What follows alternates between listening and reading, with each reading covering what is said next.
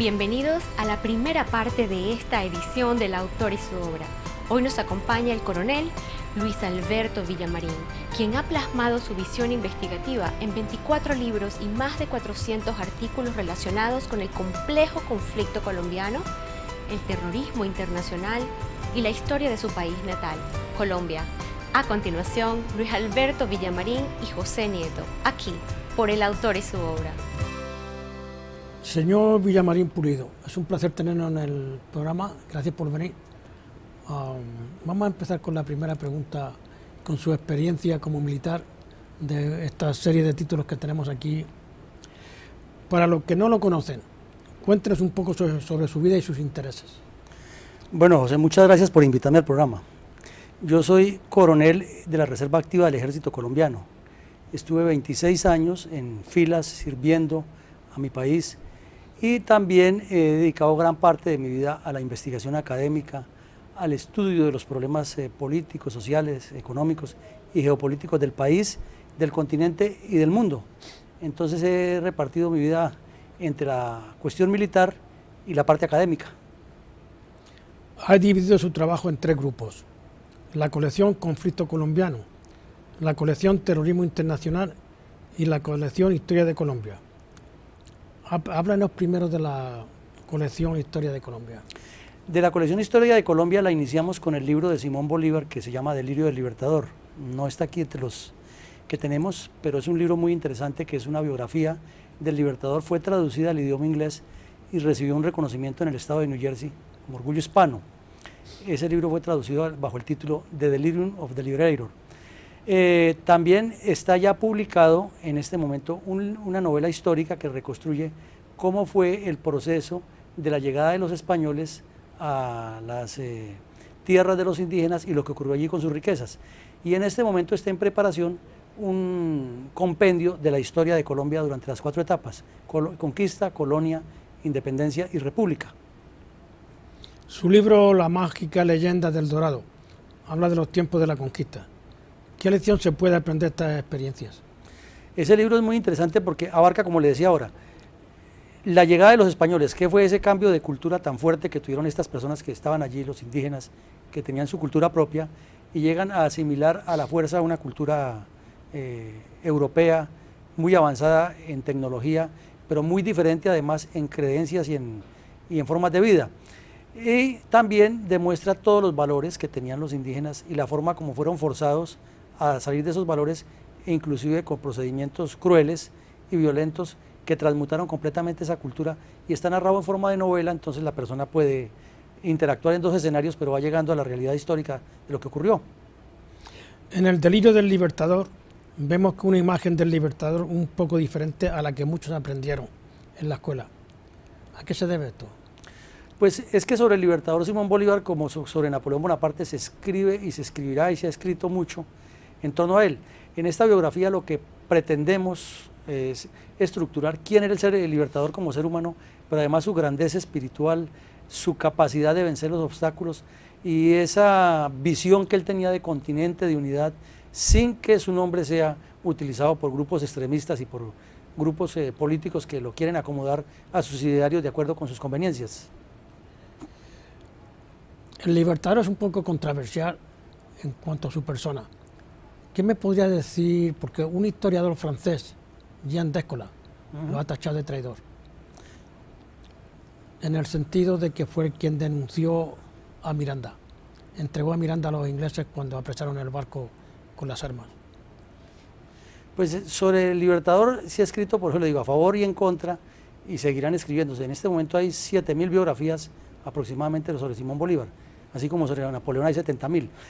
Hay críticos y hay personas que no están de acuerdo con lo que él hizo y que le cuestionan mucho lo de Miranda, por ejemplo, cuando Miranda hizo la primera incursión en Venezuela y perdió varias batallas con los españoles, y llegó el momento en que Miranda consideró que había que capitular, y entonces Simón Bolívar encabeza un grupo de muchachos venezolanos y lo entregan preso a Venezuela, perdón, a España, y es cuando se cae la primera gran revolución que hubo en Venezuela. Tienen que huir hacia Cartagena y a Bolívar lo salvan los granadinos. La detención de Miranda no fue en el barco, cuando los ingleses apresan el barco con las armas. No, Miranda fue detenido en Venezuela, porque después de que cayó Puerto Cabello, Bolívar mismo se declara un ser miserable, porque no fue capaz de defender Puerto Cabello por la traición de un muchacho, un oficial que lo traiciona, y el puerto se cae, y cae en manos de los españoles. Entonces Miranda ya se ve, no tiene más sino que huir de Venezuela, y es cuando ellos lo entregan, porque estos muchachos que eran guerreristas del lado de Bolívar querían que siguiera la guerra, y Miranda dice que eso está perdido, y ellos se lo entregan a España.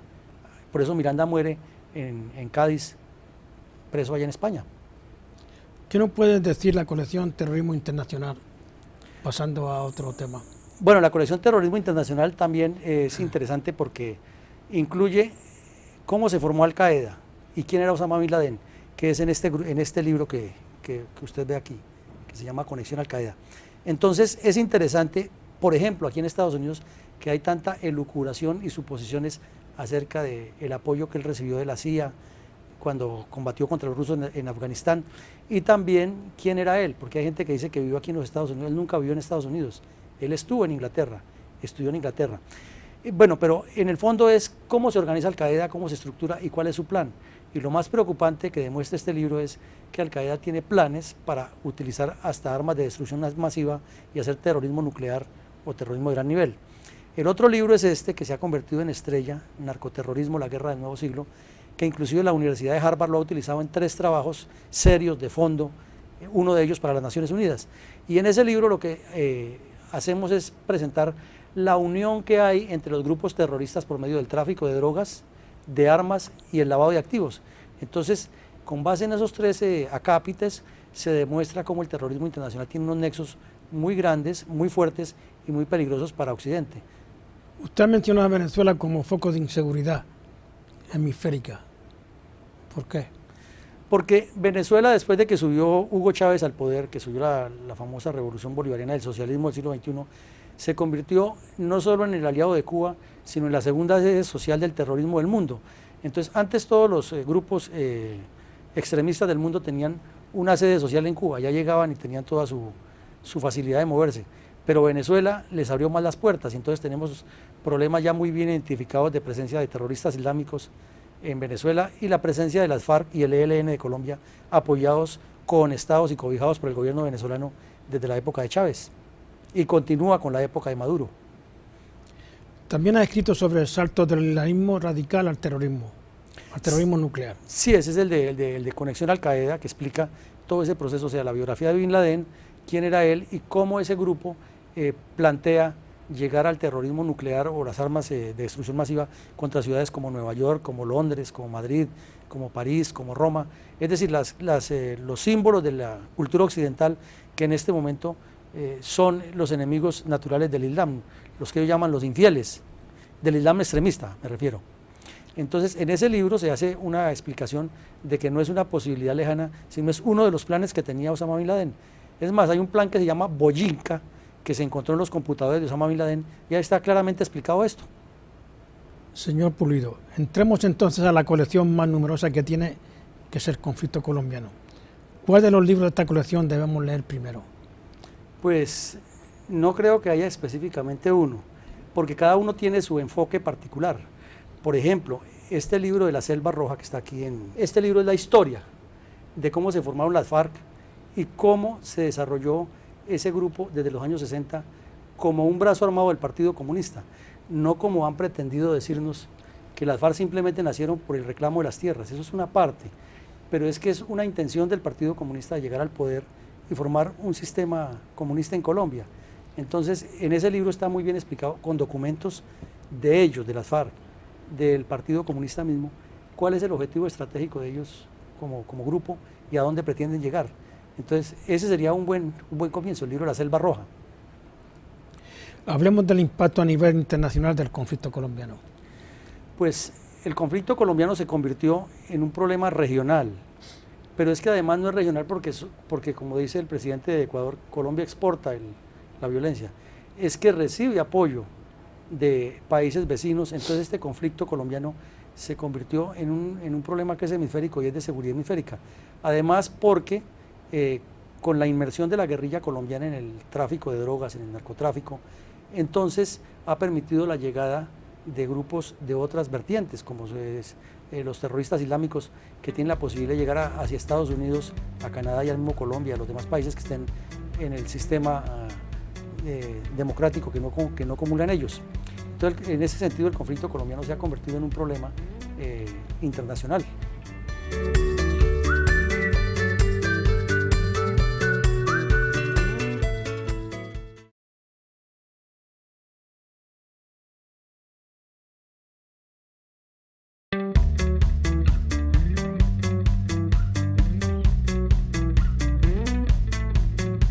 ¿Qué piensa usted de la administración de Álvaro Uribe? ¿Fue positiva o fue nefasta? Pues como todos los gobiernos tiene sus pros, sus contras, sus asuntos negativos y positivos. Pero le voy a hablar específicamente de lo que tiene que ver con el conflicto colombiano. El presidente Uribe llega en un momento en que el país está completamente descuadernado. Y llega en el momento en que el presidente Pastrana, ansioso de conseguir un premio Nobel de Paz, le había entregado más de medio país a la guerrilla. Y Uribe asume una actitud proactiva al frente de las tropas y motiva ciertas operaciones grandes contra la guerrilla, facilita los medios y entra en contacto con Estados Unidos para conseguir tecnología e inteligencia. Y al extremo que es reelegido es por esa razón. Uribe fue reelegido por esa razón, porque le dio duro a la guerrilla, como decimos en términos coloquiales en Colombia, y se estuvo 4 años más en el gobierno. Ya en su parte de otros asuntos, pues tuvo altibajos y tiene problemas, pero además tiene mucho enemigo ideológico, político, porque les quitó las posibilidades de tener los controles que siempre han tenido algunas castas en Colombia, y entonces le han hecho una persecución grande, algunas denuncias con fundamento, otras sin fundamento, pero pues él se defiende en su punto. Pero en lo que concierne a la especialización del tema del conflicto colombiano, él fue, diéramos, la persona que dio el paso adelante, el paso más allá, para comenzar a resolver ese problema. ¿Qué nos puede decir de la Organización de Estados Americanos, OEA? ¿Qué intervención tuvo en el conflicto de Colombia? Pues la intervención de la OEA ha sido muy pobre frente al conflicto colombiano. Ha sido más de favorabilidad al accionar terrorista que de favorabilidad a la institucionalidad colombiana. Porque desde el momento en que subieron todos estos presidentes de izquierda a Latinoamérica, la ola de izquierda de Venezuela, Ecuador, Uruguay, Paraguay, etcétera, se encontró las FARC con una serie de socios ideológicos y algunos cómplices, como en el caso de Venezuela y Ecuador, del presidente Correa y del presidente Chávez, que en lugar de venir a la OEA a buscar cómo combatir el terrorismo, han venido a promover por todos los medios posibles, habidos y por haber, la forma de legitimar el terrorismo contra Colombia. Entonces la OEA últimamente no ha sido muy favorable contra Colombia. Le cuento un caso específico. Colombia estaba fumigando en la frontera los cultivos de coca, la frontera con el Ecuador. Esos cultivos de coca estaban favoreciendo los ingresos de las FARC, obviamente. El señor Correa, tan pronto subió a la presidencia, lo primero que dijo es que la fumigación estaba afectando al Ecuador, pero era favorabilidad a las FARC. Y la OEA le dio la razón. Entonces, en ese sentido, la OEA no ha sido lo más contundente en el combate contra el terrorismo. No ha asumido tampoco una posición de favorabilidad al terrorismo, pero no ha asumido tampoco una posición de combate al terrorismo. ¿Cómo calificaría usted la intervención internacional en el conflicto colombiano?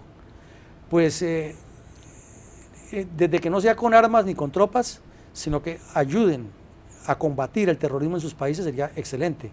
Hablo claro, si en Bolivia el gobierno boliviano se dedicara a detener a todos los capos de las FARC que se mueven a hacer negocios de droga allá, si en el Ecuador los capturaran, si en lugar de tenerlos allá escondidos, o si en Venezuela los capturaran, sería más fácil combatir el terrorismo en Colombia, pero no que intervinieran en Colombia, porque Colombia es un país autónomo.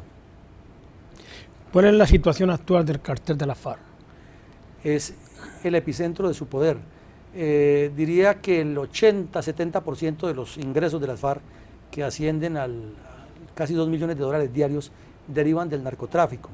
Y ese dinero lo reciclan en los paraísos fiscales, lo reciclan por medio de Curazao, de las Antillas, y lo envían inclusive a cuentas en Europa, en Suiza, en todos los paraísos fiscales que son reconocidos. Allí hay dinero de las FARC, obviamente enmascarados por medio de organismos de fachada o tapadera, como dicen en España, pero que existe, que la FARC es poderosa por el narcotráfico, es cierto, y toda su proyección estratégica y todo lo gravitan alrededor del narcotráfico. Cortándoles el narcotráfico se les acaba el poder. ¿Cómo calificaría usted el trabajo de Juan Manuel Santos con los procesos de paz con la guerrilla? Pues como intención, perfecto. Es decir, nunca se puede dar la espalda a la paz, nunca se puede decir que no queremos paz. El problema es el cómo y la respuesta estratégica.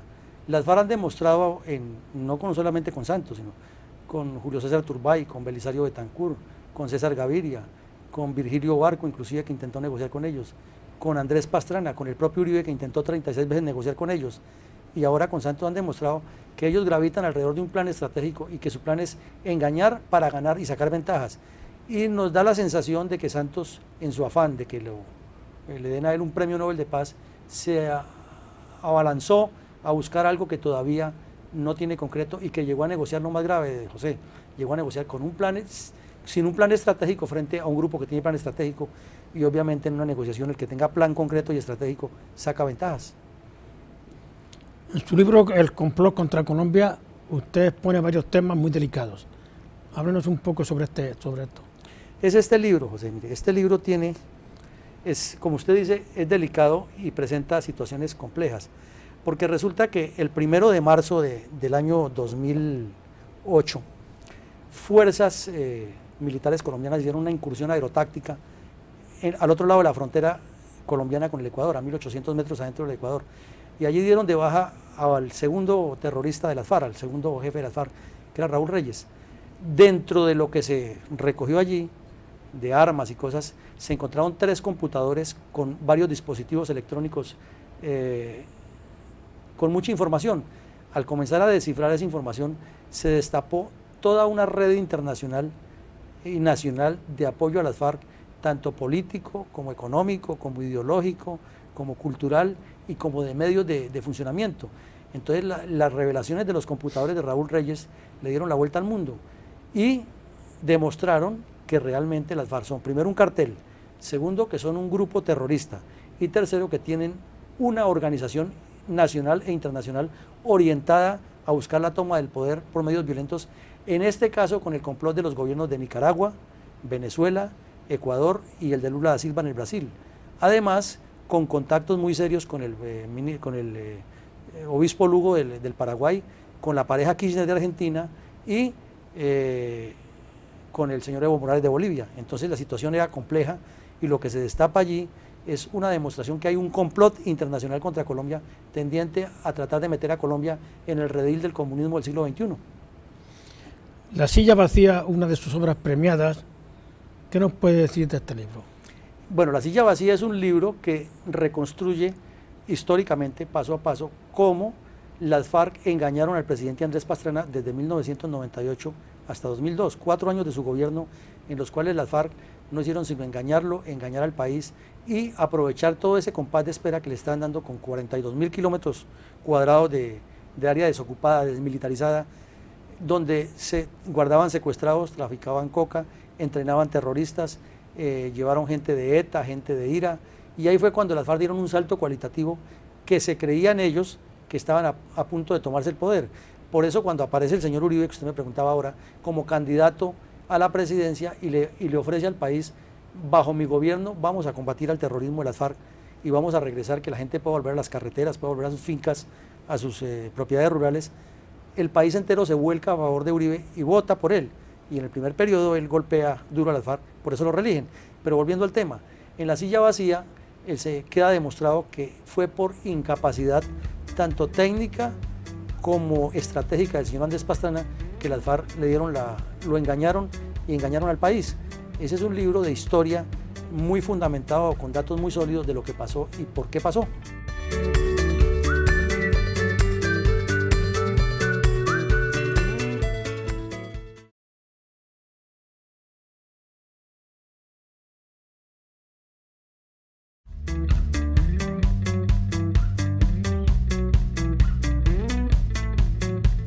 Volviendo al terrorismo en Colombia, vamos a hablar, si me puede decir, del terrorismo internacional, la intervención extranjera.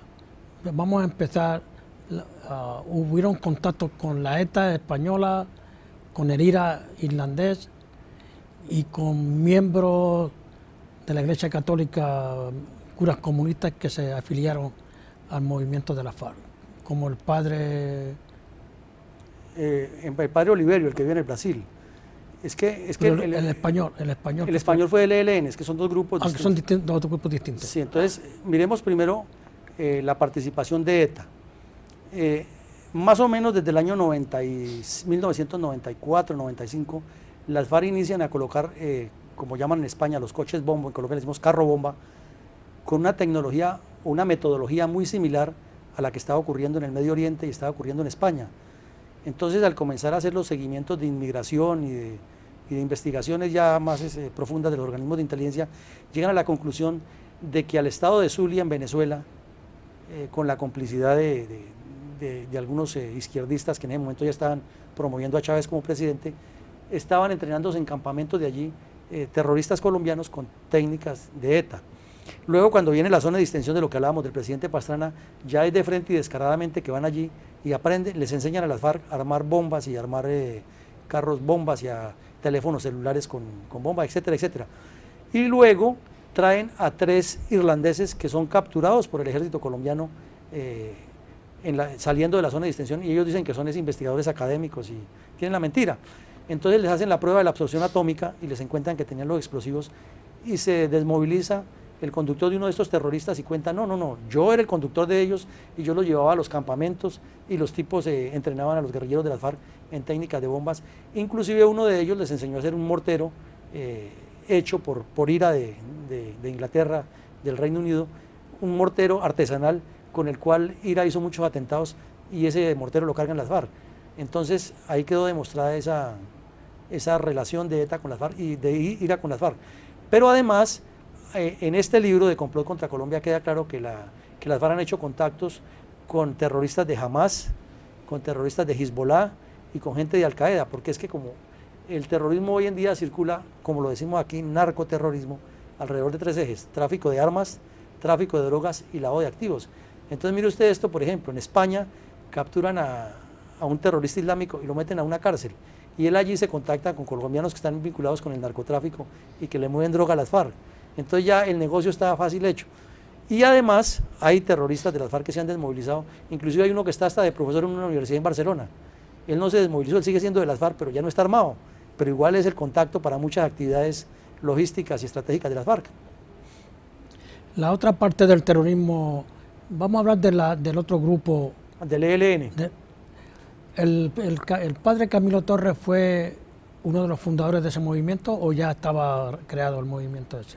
No, mire, es que el padre Camilo Torres sale a estudiar su carrera eclesiástica en Europa. Y estando allí en Europa, él conoce algunos grupos de sacerdotes que se van a las fábricas y a los barrios más marginados a trabajar, a hacer el trabajo de campo con la gente pobre.